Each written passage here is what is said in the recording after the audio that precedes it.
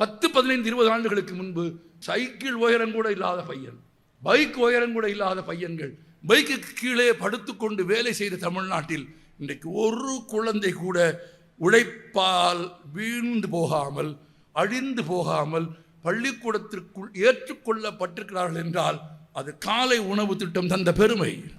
அது வள்ளலாரின் கருத்து. நான் இந்த ஒன்றுக்காகவே தமிழக அரசை போற்றுவேன். காலை உணவு திட்டம் அமலுக்கு வந்ததும் ஒரு பத்திரிகை எழுதியது, அரசு பள்ளிக்கூடங்களின் கழிப்பறைகள் நிரம்பிவிட்டது என்று.